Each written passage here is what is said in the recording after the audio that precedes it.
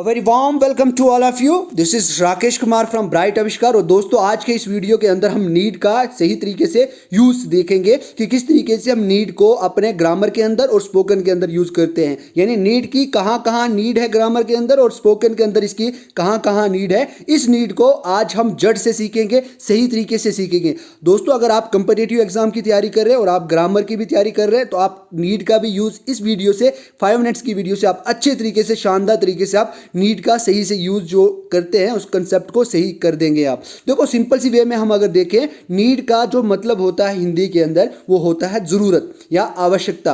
यानी जरूरत या आवश्यकता किसी भी चीज की या किसी भी इंसान की हम यूज करते हैं तब हम नीड का यूज करते हैं। लेकिन हम नीड को दो तरीके से यूज कर सकते हैं, एज ए ऑर्डिनरी वर्ब और as a modal auxiliary verb भी हम इसका यूज करते हैं। अब एज ए वर्ब हम किस तरीके से यूज करते हैं और एज ए मॉडल वर्ब किस तरीके से यूज करते हैं, तो आज इस वीडियो के अंदर हम शानदार तरीके से एक अच्छे कंसेप्ट के साथ इसको समझने वाले हैं। यानी हम एज ए वर्ब और एज ए मॉडल नीड का जब यूज करते हैं, इसको हम दूसरे नाम से भी तब जानते हैं, यानी सेमी मॉडल कहते हैं या मार्जिनल मॉडल कहते हैं। अब सेमी मॉडल इसलिए कहते हैं कि ना ही तो ये पूरा वर्ब है और ना ही पूरा ये मॉडल है, इसके लिए हम ये बीच में है, तो इसलिए हम इसको क्या कहते हैं, सेमी मॉडल कहते हैं। यानी ये वर्ब भी काम करता है और मॉडल भी काम करता है, इसीलिए इसको हम मार्जिनल मॉडल भी कहते हैं या सेमी मॉडल भी कहते हैं। अब दोस्तों देखेंगे कि किस तरीके से नीड का जो यूज होता है एज ए वर्ब किया जाता है। मैंने आपको पहले भी बताया है कि नीड का हिंदी के अंदर अर्थ होता है, मतलब होता है जरूरत या आवश्यकता।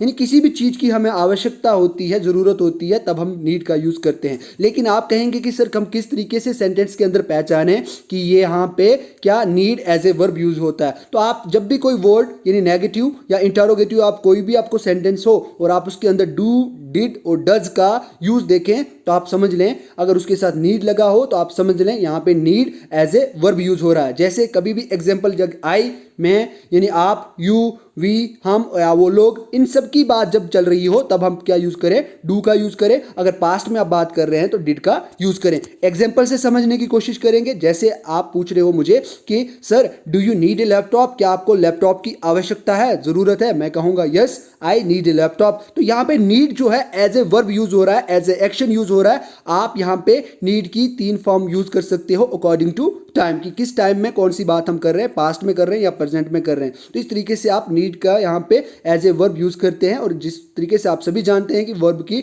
मेजर जो फॉर्म होती हैं 3 होती है और मैक्सिमम जो फॉर्म होती है 5 होती है। यानी यहाँ पे आप नीड से नीडेड भी कर सकते हो। अगर आपको लैपटॉप की आवश्यकता नहीं है तो आप कहेंगे I do not need a laptop. और डू नॉट की शॉर्ट फॉर्म आप सभी जानते हैं कि डोंट होती है, तो आप सिंपल से इस तरीके से भी कह सकते हैं स्पोकन के अंदर, no I don't need a laptop. उसके बाद अगर सही तरीके से ही शी के ऊपर भी समझना हो तो अगर आपको पता ही है कि ही शी को हम ग्रामर के अंदर एक शानदार गिफ्ट देते हैं कि SRES जो स्पेशली डिजाइन हुआ है, 90% जो डिजाइन हुआ है वो ही शी के लिए ही डिजाइन हुआ है। यानी थर्ड पर्सन सिंगुलर के ही लिए हम ही शी के साथ एस और ES का यूज करते हैं। यानी ही शी क्या है, थर्ड पर्सन सिंगुलर है और इनके साथ ही हम S या ES का यूज करते हैं। अगर आपको किसी को भी पूछना हो कि क्या उस लड़के को मेरी हेल्प की आवश्यकता है या जरूरत है, तो आप क्या कहेंगे, does he need my help. अगर उस लड़के को आवश्यकता है, यानी हाँ उस लड़के को मेरी हेल्प की, मदद की आवश्यकता है, जरूरत है, आप कहेंगे ही नीड्स माई हेल्प। अब यहाँ पे देख रहे हैं कि नीड के साथ क्या लग रहा है, एस लग रहा है। और यहीं से पता चलता है कि हम यहाँ पे नीड का जो यूज कर रहे हैं एज ए वर्ब कर रहे हैं, एज ए मॉडल नहीं कर रहे हैं। अगर उस लड़के को आपकी आवश्यकता की जरूरत नहीं है, आप कहेंगे नहीं उस लड़के को मेरी आवश्यकता की जरूरत नहीं है, तो आप कहेंगे he doesn't need my help. क्या कहेंगे आप, he doesn't need my help. लेकिन अगर कभी भी हम पास्ट में बात कर रहे हैं और पास्ट में हम एज ए वर्ब नीड का यूज कर रहे हैं तो आप इस तरीके से यूज करेंगे कि डिड वी नीड असिस्टेंस, क्या हमें किसी की सहायता की, मदद की जरूरत थी क्या? आप कहेंगे यस हमें सहायता की जरूरत थी। तो आप क्या कहेंगे, वी नीडेड असिस्टेंस। अब नीड से नीडेड हो गया, नीडेड ये बताता है कि ये सेकंड फॉर्म है और सेकंड फॉर्म तब लगाते हैं जब हम पास्ट की बात कर रहे हो, यानी जब हम पास्ट में बात कर रहे हो तब हम सेकंड फॉर्म का यूज करते हैं। लेकिन अगर हमें आवश्यकता नहीं थी किसी की मदद की, हेल्प की, तो आप क्या कहेंगे, वी डिडंट नीड असिस्टेंस। क्या कहेंगे, we didn't need assistance. Assistance का मतलब होता है हेल्प, मीन्स आप इसको यूज़ कर सकते हैं। उसके बाद ट्रिक के साथ समझने की कोशिश करेंगे तो ये आप जो स्ट्रक्चर देख रहे हैं इस स्ट्रक्चर को आप यूज़ करें और जहाँ पे आपको डैश दिख रही है यहाँ पे आप वो चीज़ रखिए जिस चीज़ की आपको आवश्यकता है। डू से किस तरीके से पूछिए, आप यू की जगह वी यूज़ कर सकते हैं, दे यूज़ कर सकते हैं। इसी तरीके से डज के बाद जैसे ही लिखा है और आप ही की जगह शी किसी का नाम या किसी भी नॉन लिविंग थिंग को रख सकते हैं। जैसे एग्जांपल देखते हैं, डू यू नीड मनी, आप कहेंगे यस आई नीड मनी। क्या कहेंगे, आई नीड मनी। तो अगर आपको पैसे की आवश्यकता नहीं है तो आप कहेंगे आई डोंट नीड मनी। तो इस तरीके से, इस वे में, इस ट्रिक के हिसाब से आप अगर ये दो स्ट्रक्चर याद रख ले तो, ये 6 लाइनें याद रख ले तो डेफिनेटली आपको कोई भी रूल याद रखने की जरूरत नहीं है। इसी स्ट्रक्चर को रख के आप लिख भी सकते हैं, ग्रामर के अंदर भी आप अच्छे से महारत हासिल कर सकते हैं और अपनी स्पोकन को भी सही से सुधार सकते हैं। यानी स्पोकन के अंदर नीड को आप सही तरीके से यूटिलाइज कर सकते हैं। अब एज ए मॉडल किस तरीके से हम नीड का यूज करते हैं, तो हम जब भी कभी नीड का यूज एज ए मॉडल करते हैं तो हम इंटरोगेटिव और नेगेटिव के अंदर ही करते हैं। अब किस तरीके से, ग्रामर ये कहती है कि जब भी हम नीड का यूज एज ए मॉडल करते हैं वो जनरली हम इंटरोगेटिव और नेगेटिव के अंदर करते हैं, क्योंकि अगर हमें आंसर हाँ में देना हो, एफर्मेटिव में देना हो, तब हम क्या यूज करते हैं, मस्ट का यूज करते हैं और मस्ट का यूज होना भी चाहिए। Must should be use their. क्यों? क्योंकि इस तरीके से हमें क्या बताता है कि यानी पूरी पॉसिबिलिटी है, यानी पूरे पक्के से ये काम होना ही चाहिए। जैसे एग्जाम्पल के तौर पे समझने की कोशिश करेंगे, क्यों? क्योंकि यहाँ पे हम डू का यूज नहीं कर रहे हैं, डज का यूज नहीं कर रहे हैं, डिड का यूज नहीं कर रहे हैं, हम यहाँ पे need as a modal use कर रहे हैं, इसीलिए हम नीड से ही क्वेश्चन करेंगे। और आप पूछोगे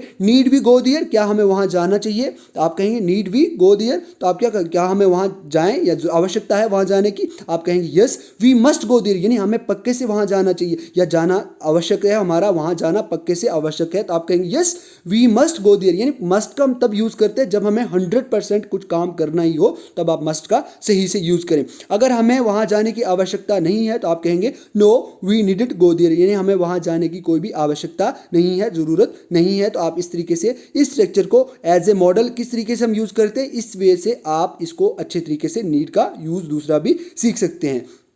उसके बाद हम नीड का यूज कि आप जिस तरीके से हमने देखा एज ए वर्ब करते हैं, एज ए मॉडल करते हैं, लेकिन नीड के साथ नीडेंट हो जाता है, मीन्स नॉट जब लगता है तो नीडेंट हो जाता है। और नीडेंट का यूज हम परफेक्ट टेंस के अंदर भी करते हैं, चाहे वो प्रेजेंट परफेक्ट हो, चाहे वो पास्ट हो, चाहे वो फ्यूचर हो, लेकिन हम नीड के साथ नॉट यानी नीडेंट का यूज इनके अंदर भी करते हैं परफेक्ट टेंस के अंदर। लेकिन कब करते हैं, जब कोई काम वास्तव में नहीं किया जाना ही उचित था, यानी ये सही था कि ये काम होता ही नहीं तो सही था। कभी भी हम एग्जाम के अंदर बैठते, अगर हमें टीचर बोलते यानी पेपर के अंदर लिखा हो कि आपको 150 वर्ड्स का ऐसे लिखना और हम 400 वर्ड का लिख लेते हैं, तो अब है क्या, आपको इतना लिखने की जरूरत नहीं थी, तो तब हम क्या यूज करते हैं, नीडेंट का यूज करते हैं प्रेजेंट परफेक्ट के अंदर, पास्ट परफेक्ट के अंदर और फ्यूचर परफेक्ट टेंस के अंदर हम क्या करते हैं, नीडेंट का यूज करते हैं। इस एग्जांपल से समझने की कोशिश करेंगे कि किस तरीके से हम नीडेंट का यूज प्रेजेंट परफेक्ट टेंस या पास्ट परफेक्ट टेंस के अंदर करते हैं। जैसे ही needed have gone to marriage, यानी उससे शादी में जाने की आवश्यकता नहीं थी उसको, तो आप कहेंगे he needn't have gone to